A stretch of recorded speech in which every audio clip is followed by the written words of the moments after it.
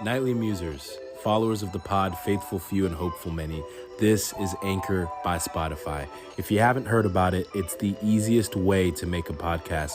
It's the very platform that allows me to give you what I give you on the nightly. So let me explain. Anchor has tools that allow you to record and edit your podcast right from your phone or computer. And it gives you the ability to distribute your podcast on listening platforms like Spotify, Apple Podcasts, and so much more. It's everything you need to make a podcast in one place. And best of all, Anchor is totally FREE free. So here's where you come in. Download the Anchor app or go to anchor.fm to get started. That is ANCHOR.fm to get started. Thank you very much. Peace.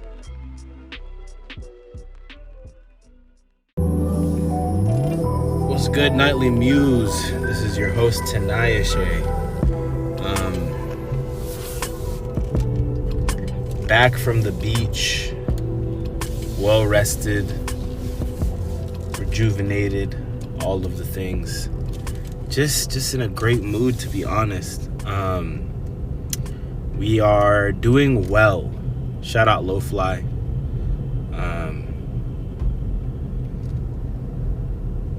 Yeah, things are good.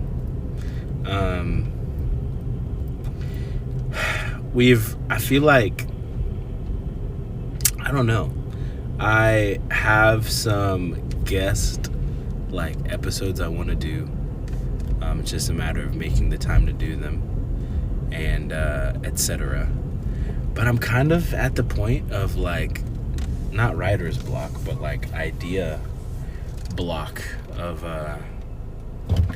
I'm getting, we're getting close to 100 episodes. I mean, we are about a month away from triple digits, which is exciting. But the further along we go, I'm running out of steam. Not running out of steam in the sense of I'm not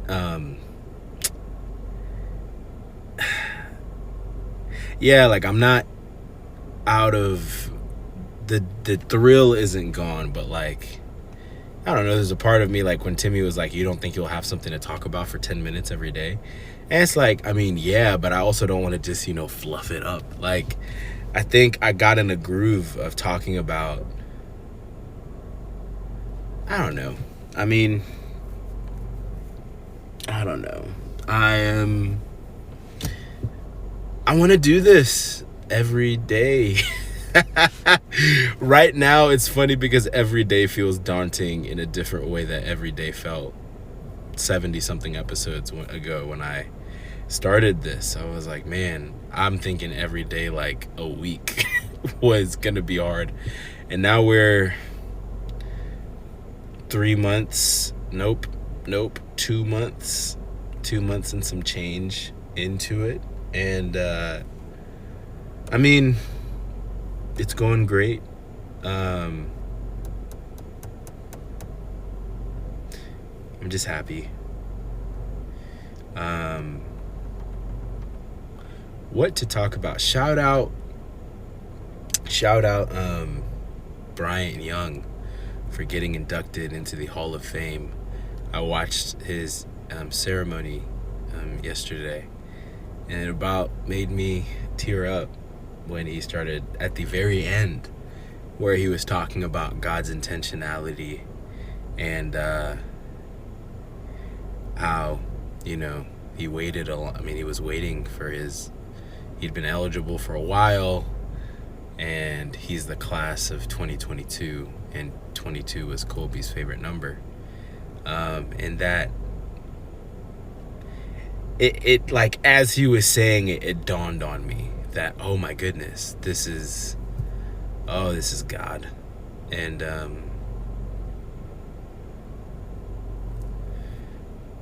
I've been talking about him, Colby, a lot. I guess this is going to be the episode where I talk about the Chronicles of Narnia. If you know my testimony, I guess I haven't shared it here, and I will eventually, but if you've heard me share my testimony within the past 2 years, the Chronicles of Narnia has come up because I read that book series for the first time as an adult. And apparently it's controversial because of, I don't know. You can miss me with that for now. But a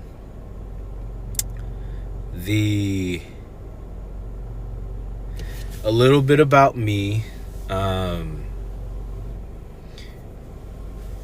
Death has been, I mean, it is for a lot of people, but for me specifically, death and like cancer has been a like touch point, I guess, of like a sore spot. And the loss of loved ones was an area in my life that really, I think, put a lot of strain between me and my relationship with God in terms of like anger towards him and disdain and fear about, it's not epistemology, I think it's eschatology, which is the study of end times. And I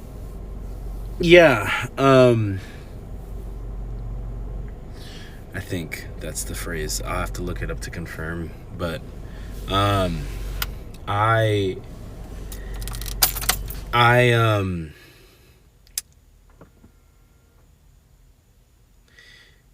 developed this anger towards the Lord.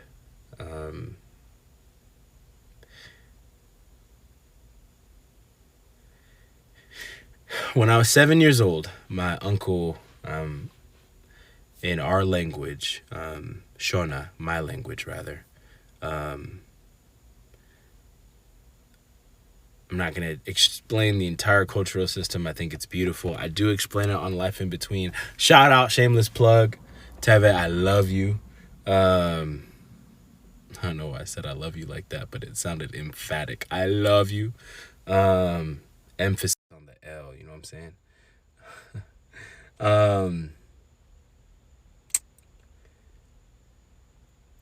Oh, man. My uncle, we're not... so in our language, Shona, on my dad's side, his brothers, my uncles, if they're older, we call them, really, I'm supposed to just call them all Baba. So basically, if my dad passed away in our culture, his brothers would assume the role as father in my life. And so when I'm in their presence, I just call them Baba. And there isn't a distinctive that I'm supposed to use. I would just say Baba. It's really unfortunate because I'd be like, Baba, Baba, and I'd have to just be like, they have to know who I'm talking to because I'm like making eye contact with them. But like, colloquially, I guess, Babamnini. So Munini means younger. Mkuru means older. So Babamkuru, Babamnini. But he was a Babamnini Simba. We're not actually biologically related, but at that time in my life, I had the closest relationship with him more than any of my uncles. Again, one of my uncles I didn't meet until I was 18, and there was a 14-year period where I didn't see the others. And so really in the States on my dad's side of the family, it was his adoptive sister, Tete. His sisters, I call them Tete. I'm not exactly sure what the translation is, but it's aunt. And Tete Babu and Babam Nini Simba were the closest extended family that I had over here in the States. And he got cancer, and it's weird because it was all when I was like 7 years old, but it feels like a really long time ago, which it was. It's almost 20 years now. But then also it feels like I remember it way better than I thought I would for how long ago it was, if that makes sense. I mean, it was a major moment in my life. He got cancer, and he beat it. And then I think the cancer, I don't know if it came back or he got sick. Like, it was 2 weeks before he was supposed to be discharged from the hospital. He fell ill and died. And that shook me. I mean, we'd had other family members pass away, but that was the first one that, like, made me cry, that made me weep, that broke me. And I was 7, and it's actually one of a core memory between me and my dad of, like, he came home and there's family and people here all of a sudden, and my dad put me on his back, gave me a piggyback ride up the stairs, and he told me that Baamnini Simba had died, and I broke down and started crying, and my dad started crying too. And it was in that moment where my dad he showed me that it was okay to be a mess. And he let me feel how I felt. I remember at the funeral, I still remember, like, breaking down into tears. Because it's just, death just, when you really, like, understand death, like, it rocks you to your core. Like, they're just not coming back. And anyway, so my uncle died when I was 7. Fast forward to my sophomore year of high school. Really, rewind to Zimbabwe. We that's my computer. It's being stupid. Fast forward to, or rewind, we're time jumping to so I went to Zimbabwe that one time when I was I've been to Zimbabwe 4 times in my life. Once when I was, like, turning 2, another time when I was 4, 11, and then 18. So when I was 11, we went back. It had been 7 years between 4 and 11. And so my grandma and grandpa, my dad is the youngest sibling. So relationally speaking, I felt like we got the short end of the stick with my grandparents because my dad was younger, and then, you know, they're older, and it was tough. When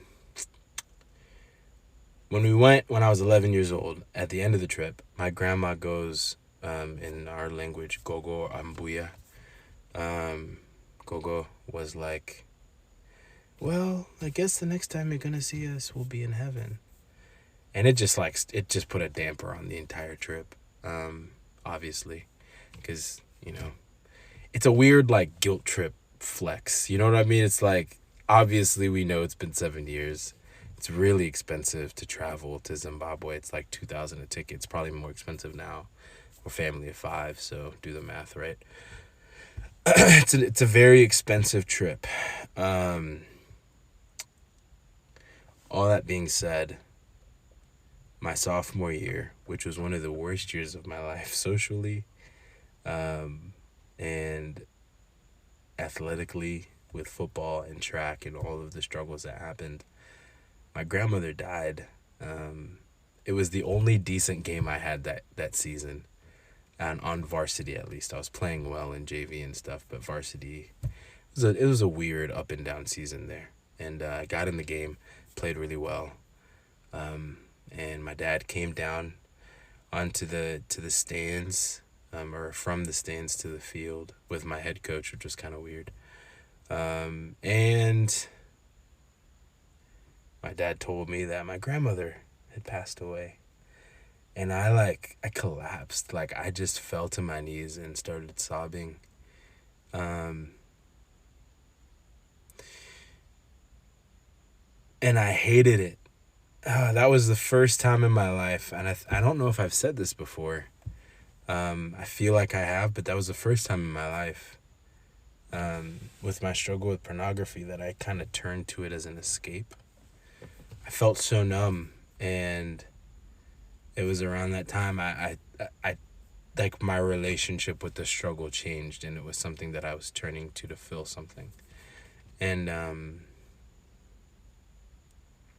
that was a lot. But what I hated was that she was right. It hadn't been 7 years yet, but we were getting closer and closer to another 7 years, and she didn't make it. And then when I was 18, went to see my grandfather, and I just had a feeling that that was the last time I was going to see him. And at that point, I'd bought into it, right? And it was, well, I at this point, I felt lucky because my grandfather was older. So at this point, I felt lucky that he even made it. And especially when the spouse passes away, then, will to live and some stuff like that. That was a hard trip, especially at the end, because I think I felt and he felt like I'm named after him. My middle name, at least, Kennedy, comes from him. And we share a birth month. And so his September boy, right? He's my September boy. I'm never going to see him again. And so, oh, man, I'm struggling.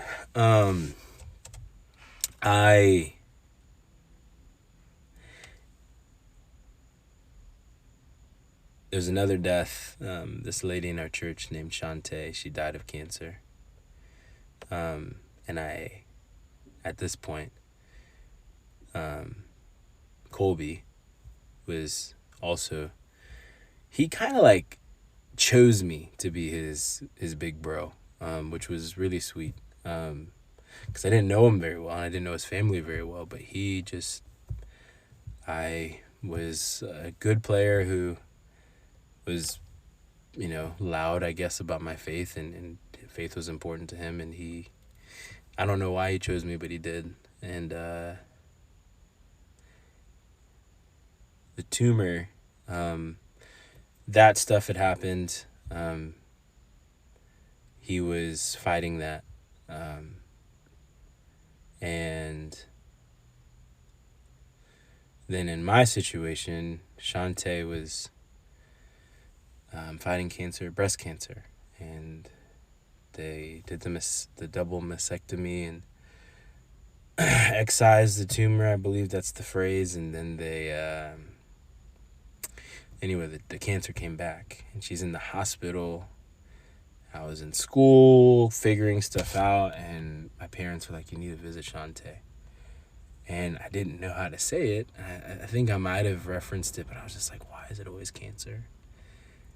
And I didn't want to go see her, because another moment, it was the Christmas before my uncle passed away when I was 7. We were visiting him in the hospital, and I had a cold, and, chemo, they are susceptible to, it's kind of what happened, how he died. I didn't get him sick, but they wouldn't let me see him. They wouldn't let me see him on Christmas because I had a cold, and they didn't, they had to make it as sterile as possible, and so I was sobbing, super upset. He got me like a Walkman for my birthday, for Christmas rather. Anyway, so I didn't get to see him, and I don't remember the last time. I guess the last time I saw him was from the doorway. They wouldn't let me inside, so that was the last time I saw him. He died that next year.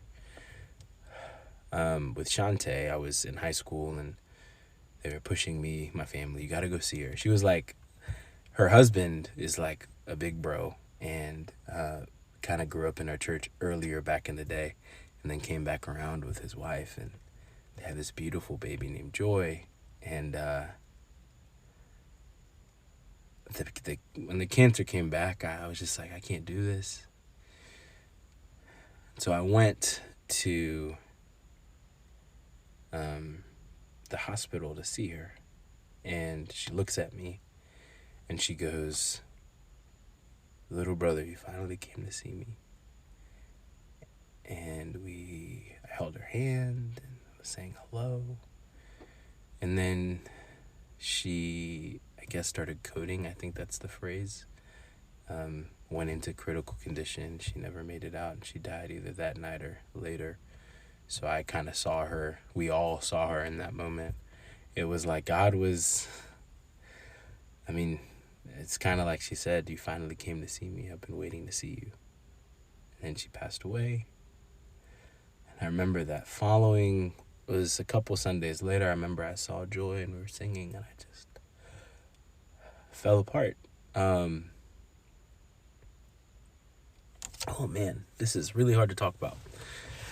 I developed this anger towards God because I knew that God was the God who gives, but when it pertained to my loved ones, I felt like I got the short end of the stick with the two people in my life that I wanted to have a relationship with so bad, my grandparents. Because my mom's dad, I never knew. He walked out on the family when she was 4. And then my grandmother, I met her once when I was a baby, like an infant almost, and she died when I was like 2 or 3 of cancer, I think. So with my loved ones, I viewed God as the God who took away. And it didn't matter that I was going to see them again in heaven, because I didn't really think heaven was all that great anyway. I just thought it was where all the people that I loved were taken to.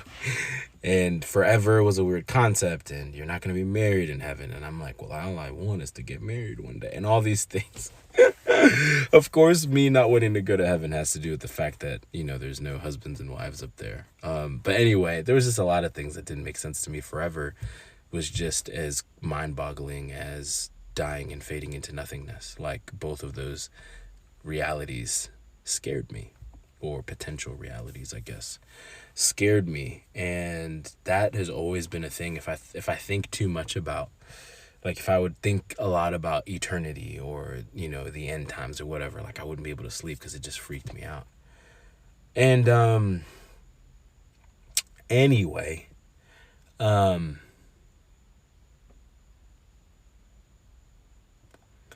developed this anger at God.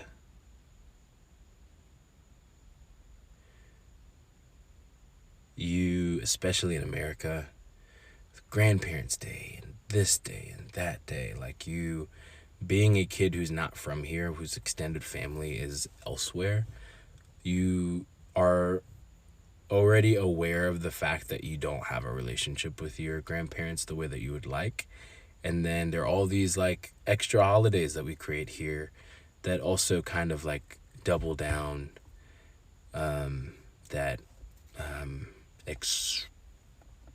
exacerbate that feeling of loneliness in that way. Grandparents' Day was horrible for me because I never had them there. They never got to see me play football or graduate from college or high school or play track or be Shrek in Shrek the Musical. They were there for none of my... They knew about them, they heard about them, but they were never there. The one person who I wanted to watch me play was Uncle Simba, and all of those things. Like, those were the people that I craved relationship with, and God messed it up in my